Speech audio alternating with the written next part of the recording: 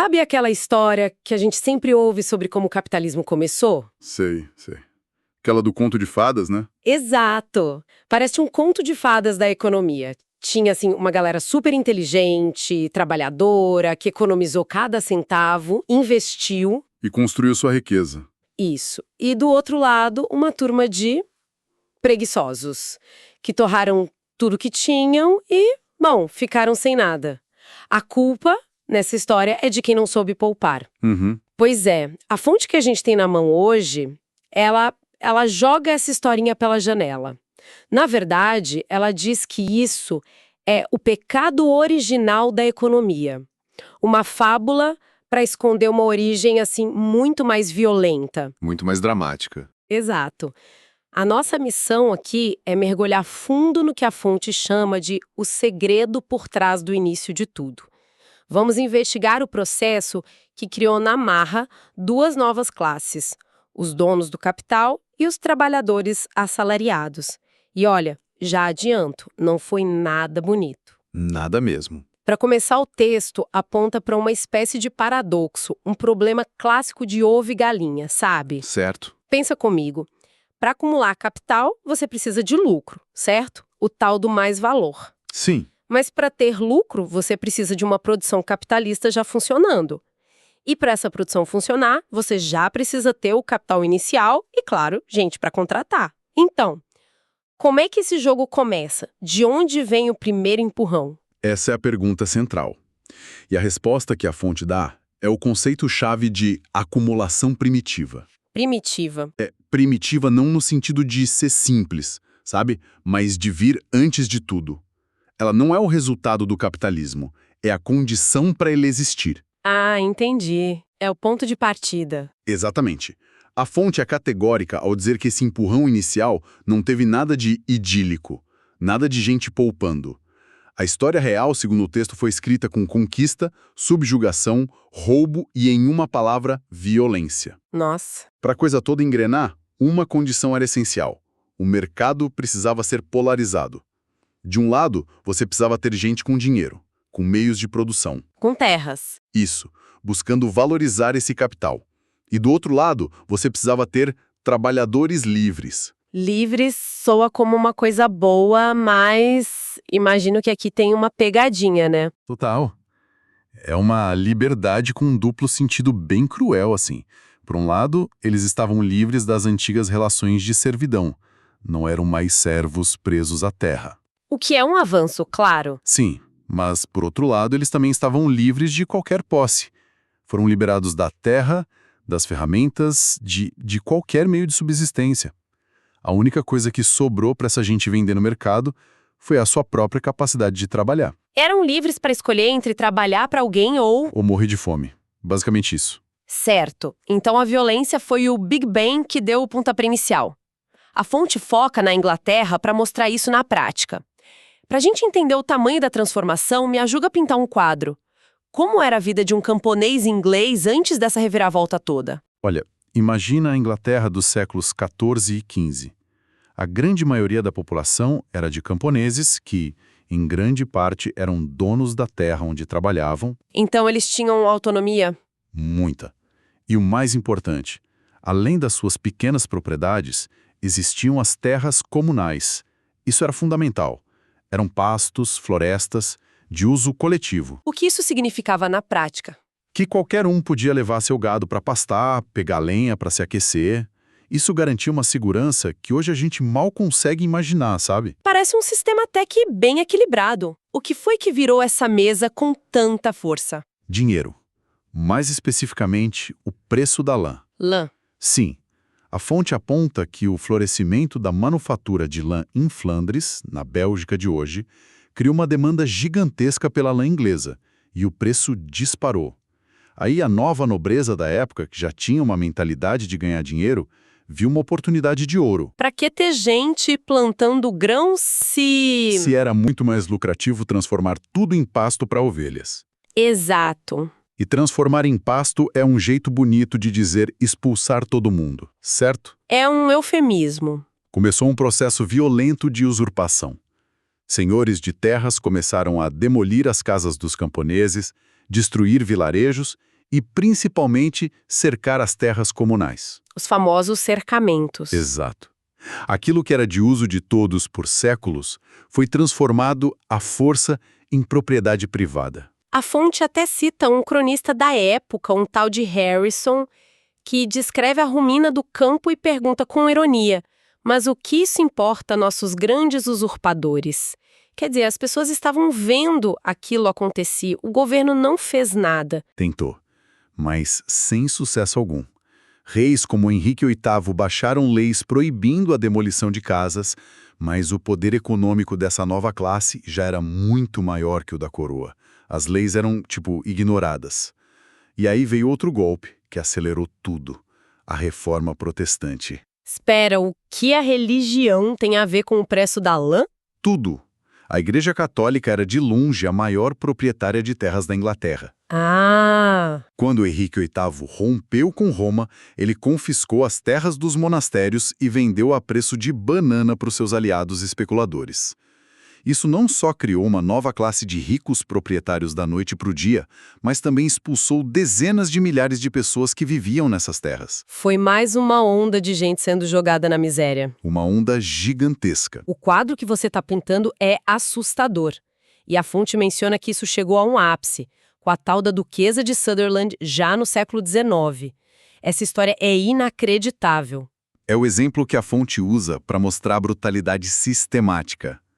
A Duquesa de Sutherland, na Escócia, decidiu que as terras de seu clã, habitadas pelas mesmas famílias há séculos, seriam mais bem aproveitadas como pasto. Ela promoveu o que o texto chama de clareamento da propriedade. Entre 1814 e 1820, 15 mil habitantes foram sistematicamente expulsos. 15 mil pessoas é a população de uma cidade pequena hoje. Exatamente. E não foi um aviso de despejo amigável, não. Seus vilarejos foram queimados. A fonte relata a história de uma senhora idosa que se recusou a sair e morreu queimada quando atearam fogo na cabana dela. Meu Deus! Tudo isso para transformar quase 800 mil acres de terra ancestral em pasto para 131 mil ovelhas. Depois, para realocar os expulsos, ela rendeu para eles uns pedacinhos de terra na costa que não rendiam absolutamente nada. O cenário que você descreve é o de uma crise humanitária em massa. Milhares de famílias expulsas, sem ter para onde ir. A gente tende a pensar que o progresso industrial absorve as pessoas, mas, pelo visto, não foi tão simples. O que aconteceu com essa gente toda? Então, a manufatura que estava surgindo nas cidades não tinha a menor condição de absorver essa multidão na mesma velocidade. Essas pessoas, arrancadas do seu modo de vida, se transformaram, como diz a fonte, numa massa de mendigos, assaltantes e vagabundos. E é crucial entender que não foi por escolha. De forma alguma. Foi uma consequência direta de terem sido roubados de seus meios de vida. O que é terrível é que o mesmo Estado que permitiu os cercamentos é o que depois vai punir brutalmente as vítimas. A fonte detalha como foi essa punição, né? Sim, os exemplos são pesados. O texto chama de legislação sanguinária. O objetivo era disciplinar essa nova massa pelo terror. Sob o rei Henrique VIII, em 1530, um vagabundo podia ser açoitado e preso. Se fosse pego de novo, o açoitamento era repetido e ele tinha metade da orelha cortada. Cortada. Na terceira vez, era executado. Peraí, executado por não ter onde morar ou trabalhar, é isso mesmo? Exatamente. E piora, sob Eduardo VI, em 1547, a lei dizia que qualquer pessoa que se recusasse a trabalhar podia ser transformada em escrava de quem a denunciou. Escrava pessoal? Pessoal. O dono podia açoitá-la, acorrentá-la. Se o escravo fugisse uma vez, era marcado a ferro na testa com a letra S, de slave, e a escravidão virava perpétua. Se fugisse pela terceira vez, era executado. Nossa, isso é um nível de crueldade que a gente... é difícil até de processar. E o ponto da fonte é que essa brutalidade foi parte integrante da criação da modernidade. O objetivo de todo esse terrorismo de Estado, açoites, ferros em brasa, eram só quebrar o espírito dessas pessoas para elas aceitarem a disciplina da fábrica. E os salários? O Estado também legislava para manter os salários baixos. Estabelecia um teto, um máximo que se podia pagar, mas nunca um piso. Ok, então esse processo brutal aconteceu dentro da Inglaterra, mas a fonte não para por aí, ela conecta isso a uma escala global, certo? De forma alguma. O texto argumenta que a aurora da era da produção capitalista não foi iluminada só pelas fogueiras dos vilarejos ingleses. Foi financiada por outras coisas. Exato. A descoberta do ouro e da prata nas Américas, o extermínio e a escravização das populações nativas, o saque das Índias Orientais e, de forma central, a transformação da África num gigantesco campo de caça comercial de seres humanos. A fonte até usa uma ironia pesada, chamando esses eventos de processos idílicos da acumulação. Sim, a ironia serve para ressaltar a brutalidade. O sistema colonial, a dívida pública, o protecionismo, todos esses métodos, segundo o texto, usaram o poder do Estado para acelerar violentamente a transição. A fonte cita o exemplo de Liverpool. A cidade inglesa. Sim, ela cresceu exponencialmente no século XVIII. A base desse crescimento, o tráfico de escravos. O capital acumulado nesse comércio idílico foi fundamental para financiar a Revolução Industrial. Certo. Agora, vamos conectar as pontas. A gente tem esse processo de expropriação no campo e a acumulação de riqueza vinda da colônia. Como exatamente isso cria a base para a indústria moderna? É aqui que a fonte aponta para uma consequência dupla, que é genial. O primeiro resultado é óbvio. A expropriação libera uma massa de trabalhadores para as indústrias. Mas o segundo, É o mais importante. talvez, é o mais sutil. Espere um pouco. Isso parece uma contradição.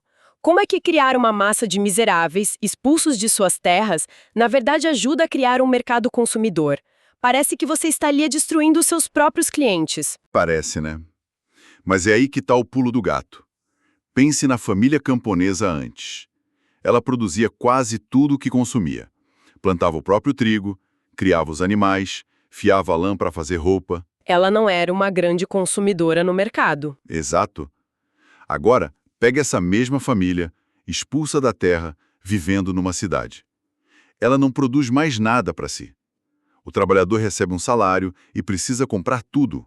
O pão, a roupa, a cerveja. Ah, entendi. Os meios de subsistência, como os alimentos, que antes eram produzidos e consumidos pela mesma família, agora se transformam em mercadorias. Perfeitamente.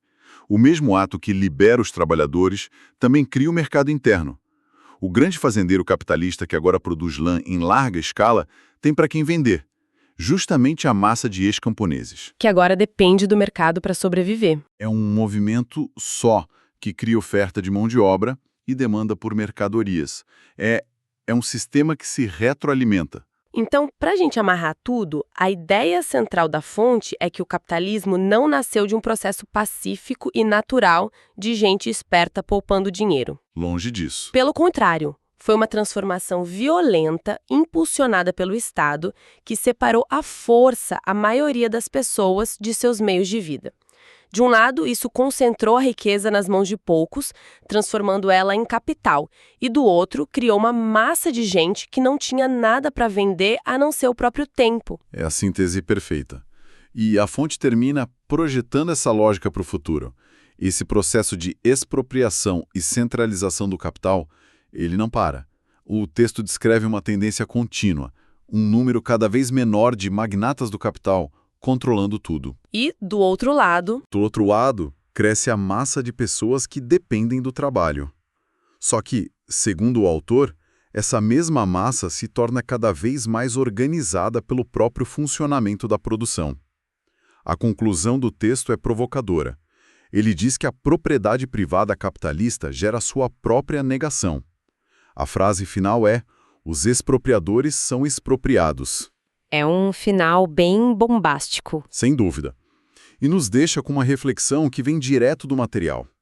A fonte usa uma metáfora poderosa, dizendo que a violência é a parteira de toda a sociedade velha que está prenhada de uma sociedade nova. Certo. Se a gente aceitar o argumento do texto de que esse processo de acumulação e centralização continua acontecendo, de formas diferentes, a pergunta que fica no ar é: que tipo de transformações, que tipo de sociedade nova as forças econômicas de hoje podem estar gestando para o futuro.